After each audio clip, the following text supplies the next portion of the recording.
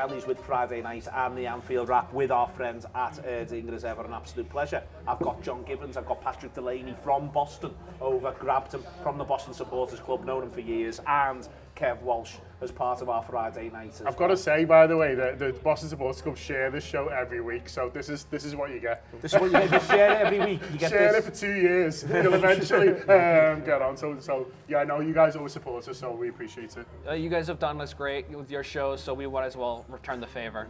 Well, there we are. We're all returning the favour together with the fight of Erdinger. I've been Erdinger done well for us there. On a Friday night. Excellent stuff on a Friday night. And it's a good Friday night, Kev, because you and I were together post-match on Wednesday after Liverpool got themselves a really good result that you see the benefits of today, because you see that we don't have to play those bloody stupid games in February.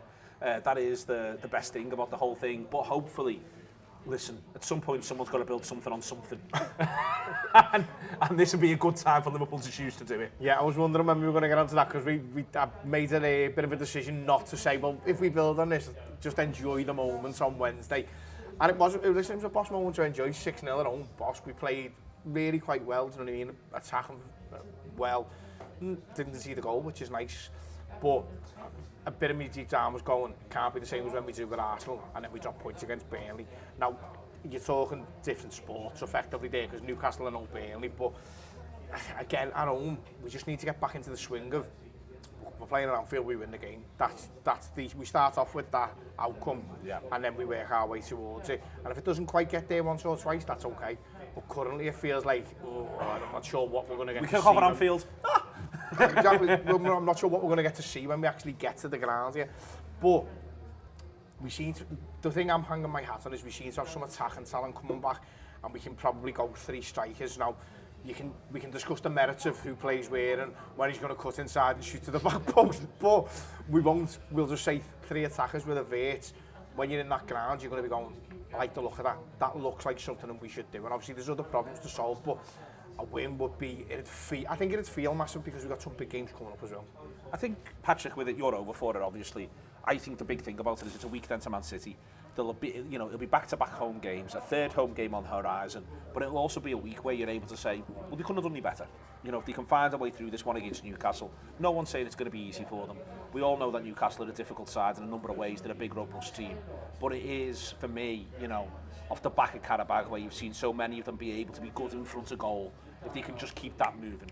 Yeah, it's something where it's like the mentality monsters need to come back. They've had an easy match against Karabag. They've had easy matches in the past, with Marseille, that wasn't actually necessarily the hardest, but with City and with Newcastle, it's actually something that they need to get themselves ready for and really fight for. And it's something we haven't necessarily seen all of the time when, they have an easy midweek match against, one of these continental sides. But this is something that, like, if they can really, don't build on it, but if they can use that confidence, and maybe the confidence of that when they look to their right, they see Mo Salah, and that gives them more support. When they look in front of them and they see Ekitike or they see Wirtz, it gives them the actual courage to try and really show that they are the champions. They should play like champions, and they shouldn't play like someone that is unfavored away from home and somewhere they're not familiar. They are the champions. They should play like it. For me, it's massively an Anfield thing. I think, John, all of football has been win your home games. You want to achieve anything in football, win your home games. It's always your start point. And as Kev says, listen, if you go into an attitude of the season, we think we're great, we think we should win 19 home games. We're all grown up enough to know that you don't win 3 a lot of the time. It's rare you actually do win all 19. I just like the idea of us all being grown up enough, but if they did dare to lose one of the year, we'd have been setting fire to the ground on the way out. We're all very grown up, though. We're all very grown up. No, we do. We accept that that's the way it goes. But they've not had that. They've not evoked that air, I don't think, often enough. Even in some of the games that they've actually managed to win at home, I think Wolves at home, second half, they don't evoke the air of Liverpool are inevitable. And that coming back between now and the end of the season, if it started on Saturday, there's no better time for it, because if they do win all the home games from now until the end of the season, I'm quite convinced they'll finish in the top 5 and they'll be playing Champions League football next season. Yeah, I mean, you mentioned Wolves. Even that Brighton game, they gave up so many chances, and on paper you think, a 2-0 win, that looks fairly comfortable for a home team, but it wasn't really, and so they need to find a way to make that happen. I think Wednesday was great, but you've just got to enjoy Wednesday for what it is, because no one's there's thinking, well, they're definitely going to follow up now on Saturday, because they haven't done that. When they've played impressively in the Champions League, it's not necessarily meant that they've won the next game.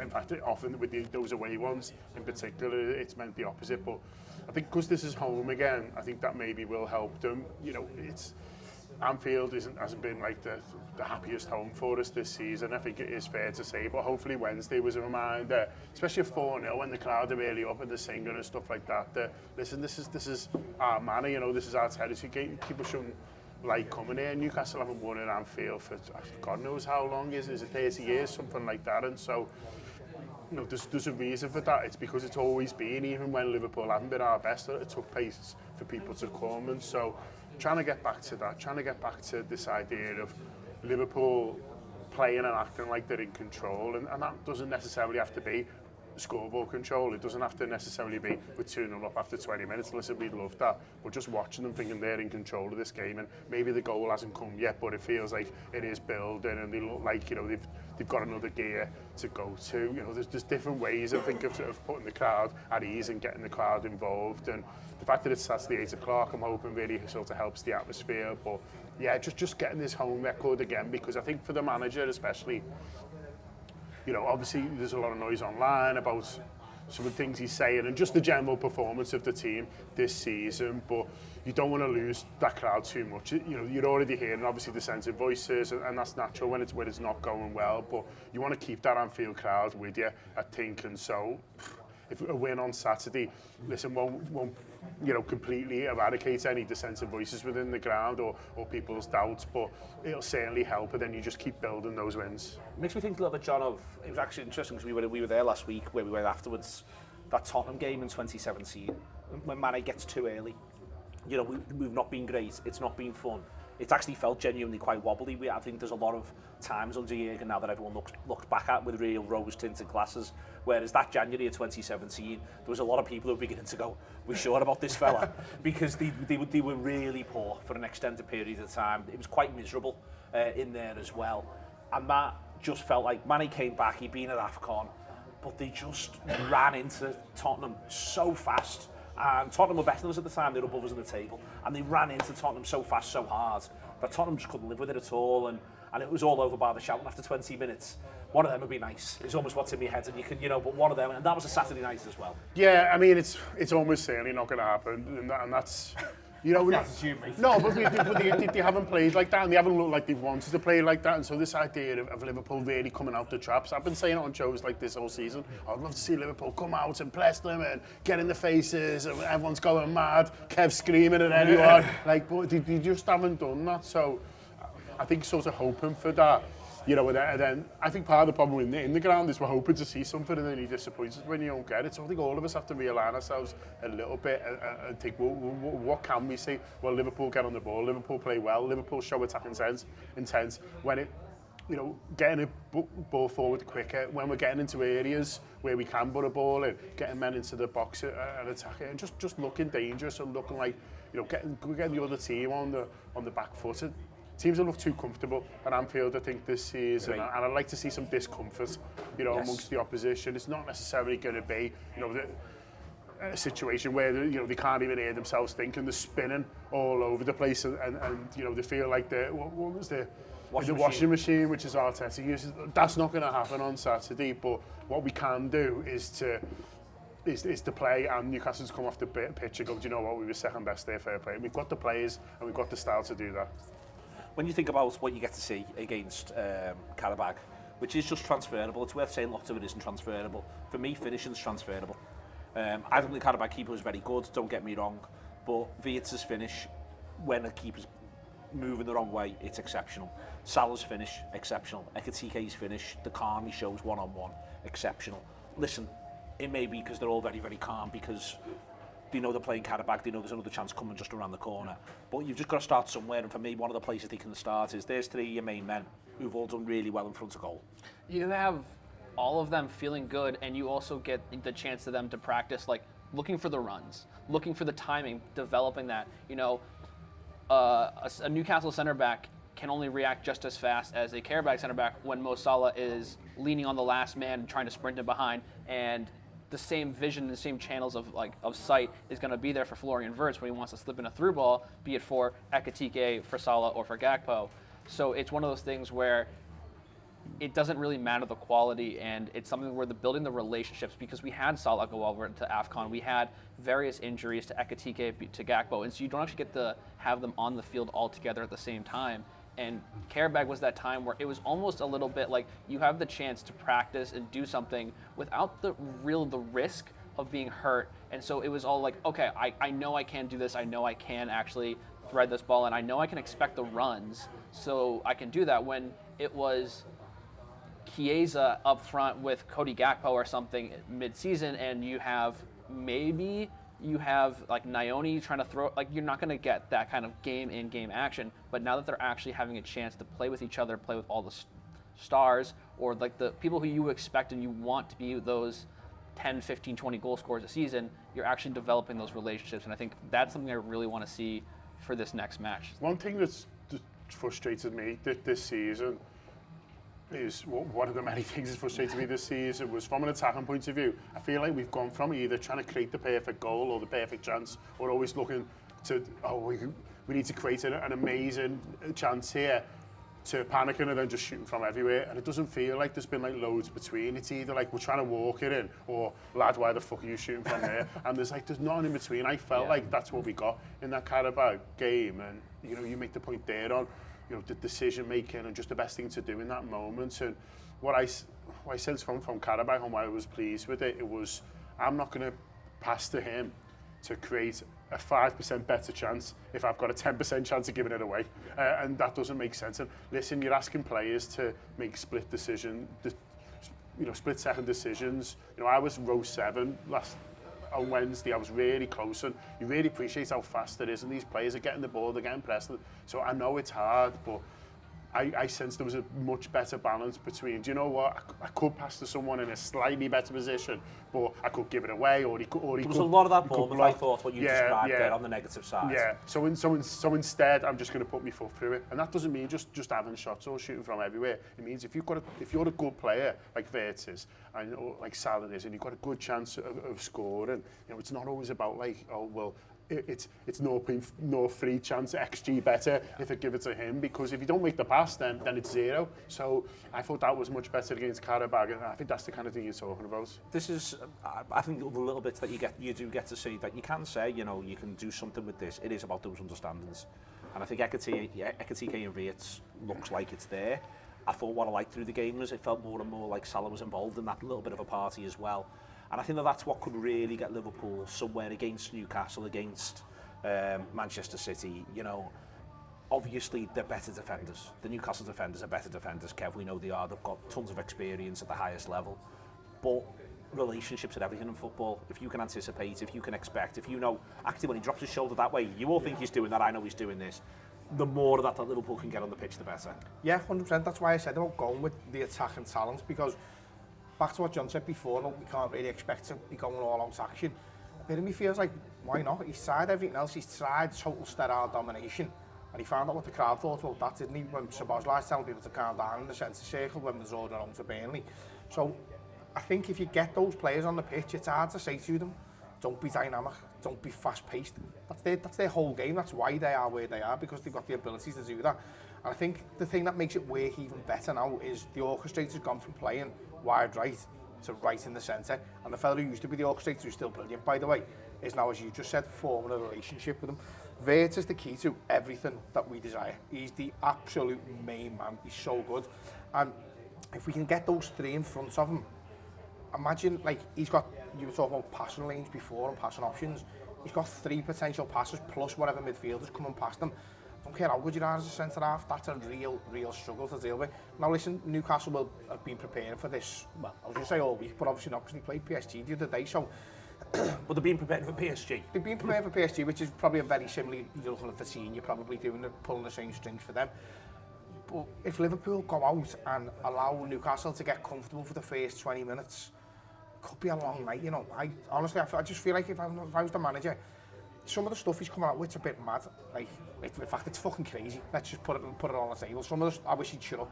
So, I think he can take some easy wins. You're playing at Anfield and you've got 4 unbelievable attackers. let them go out and do their thing. Just get us on side by that. Because if we get beat 3-2, but we were like, oh my God, what a game, and familiar defensive frailties have let us down, I think everyone would probably deal on that. Better than go 1-0 up, they snatch a 1-all, and then we just ponder around their box for the next however long it takes in the game. So I'm hoping to see that attacking impetus really put onto the players. We're going out and we're going to score goals. If it goes against the other ends, we'll score another one. And listen, if I was Arne Slot trying to save my job, I'm not sure I'd be as cavalier. And I can understand why he isn't being. But at some point he's going to have to piss or get off the pot, I think. Okay, excellent stuff. We are with Erdinger. It is Friday night. We're in Dicey Riley's. We'll be back in a second.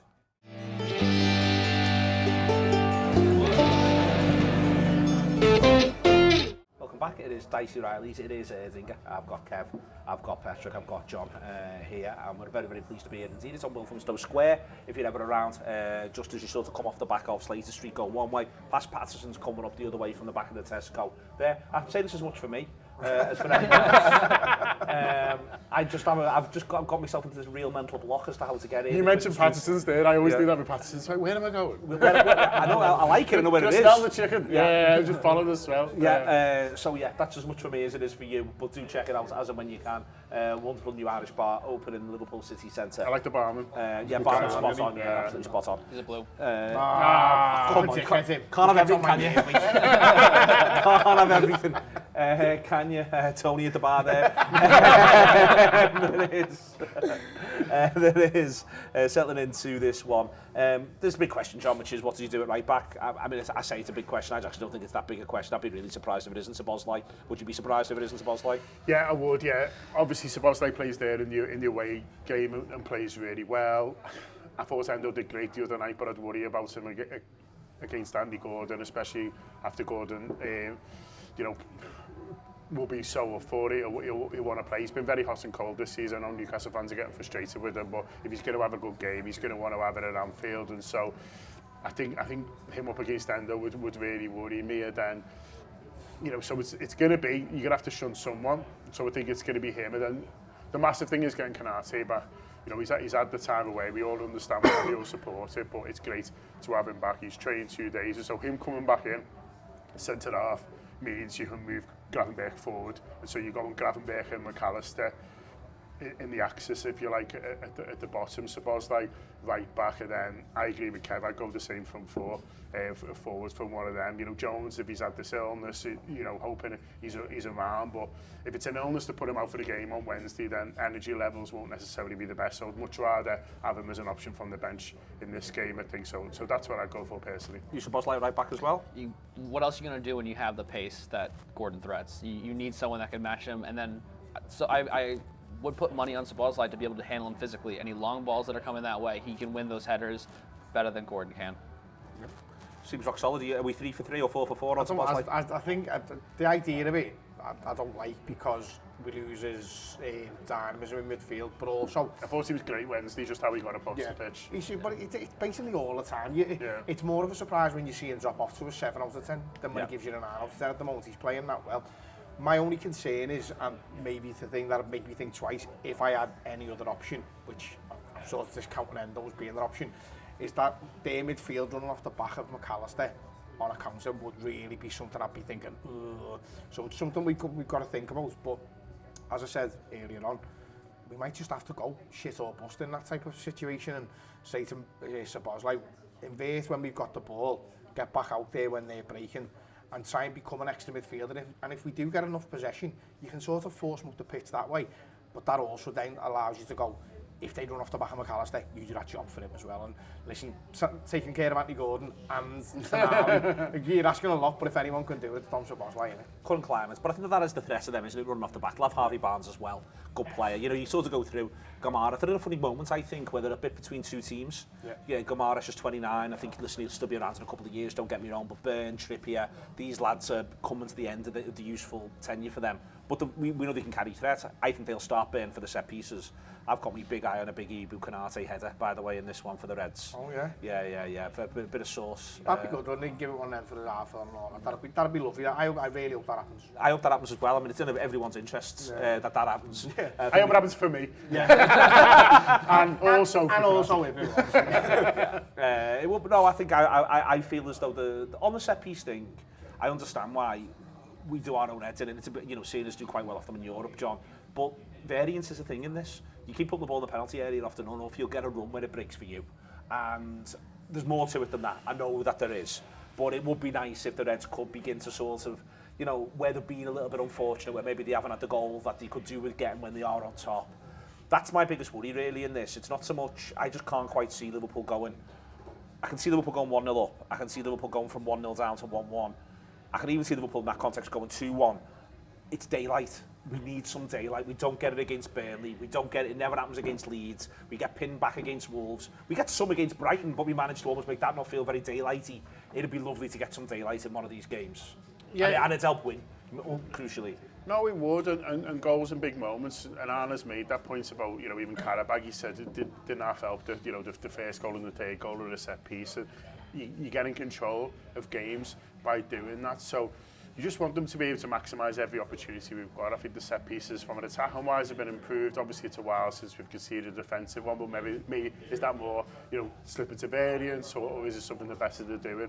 I don't know, but whatever it is, it's very welcome. But I think from an attacking point of view, set pieces have always been a thing in the game. It's not new, and if you can score them, then it helps you get on top in a game. And then your attacking talent that, like Kev says, that we've got can start to maybe play a little bit more. But you can talk yourself into peril, and this Liverpool team have certainly talked themselves into peril. But you've got to remember, we're above Newcastle. So for all their problems, we're above Newcastle, and the reason we are is that they've been frustrating their fans this season, especially away from home. And so, you need to remember that you can get in your own heads about problems that you're having, but, we're sixth in the table. That's not good enough for Liverpool, but 6 is higher than where Newcastle are. And so the reason we've got more points is because they've been having loads of problems as well. So let's exploit their issues. Let's tap into their frailty. Let's go 1-0 up and have them think, oh, here we go, another defeat on the road. Let's get into their negativity rather than fester too much in our own heads. I like it. We're not festering in our own heads. So we're going to win. 2-1. What's your record like? At Anfield. 1 win, 1 draw. Have you only been twice? I've only been twice. I feel like we've had more pints in Liverpool together than that. Did you just come over in the summer? I mean, whenever I'm here, there's lots of pints. Well, maybe that's what it is. Maybe it's just cumulative. It's just cumulative, yeah. All the nights blended into one. He's constantly at Eggbrook Cricket Club. Every July can't get him out. 1 win, 1 draw. That's not bad. That's not bad, though. All right. What do you reckon? We better not, because otherwise he's going to be coming out with some absolute crazy madness, and I can't be arsed with it. Marvellous stuff. Hate you ball on ball vice. I was going to say the only ball man I want to hear talking nonsense on Saturday night is this guy. After a Liverpool win. After Liverpool win. No, after Liverpool win. There we are. Excellent stuff across the board. We are at Dicey Rallies. We are with Erdinger. Take it easy. See you later.